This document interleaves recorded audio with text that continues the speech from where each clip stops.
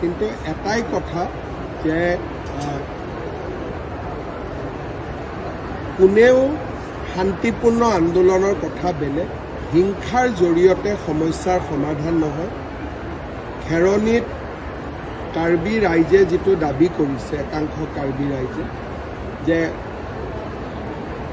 VGR পিজিআৰত থকা মানুহখিনিক উচ্ছেদ কৰি দিয়ক। গুৱাহাটী উচ্চ ন্যায়ালয়ৰ স্থগিতাদেশ আছে, কোৰ্টক বাদ দিটো কোনেও কাম কৰিব নোৱাৰে।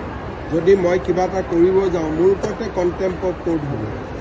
দ্বিতীয়তে, যিখিনি মানুহ তাত বহি আছে তেওঁলোকৰ অধিকাৰ কি, এই বিষয়েও কোৰ্টত আলোচনা হ'ব।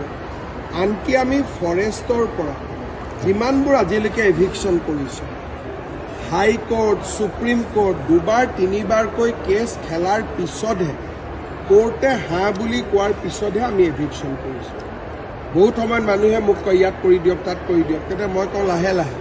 কাৰণ আইন আৰু আদালতক উপেক্ষা কৰি কোনো চৰকাৰে কাম কৰিব নোৱাৰে। এভিকশ্যন কৰিম বুলি ক'লেওতো পুলিচে কৰিব নোৱাৰে, কাৰণ কণ্টেম্প অফ কোৰ্ট তেওঁলোকৰ ওপৰত লাগিব। এই কথাখিনি কিয় বুজি পোৱা নাই বা বুজাৰ চেষ্টা হোৱা নাই, সেই বিষয়ে মই অপাৰক ক'বৰ কাৰণে, কিন্তু নিশ্চিতভাৱে যেতিয়া মই তেওঁলোকৰ লগত মুখামুখিকৈ কথা পাতিম, তেওঁলোকৰ মাজত যদি কিবা ভুল ধাৰণা আছে সেই বিষয়ে মই বুজি পাম।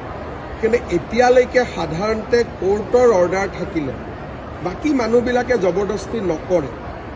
এই যোৱা দুদিনত হোৱা ঘটনাটো আমি চাব লাগিব, কিন্তু এতিয়া পৰিস্থিতি শান্তি হওক, তাৰ পিছত বিষয়টো সম্পৰ্কে আমি পৰীক্ষা আৰম্ভ কৰিছে।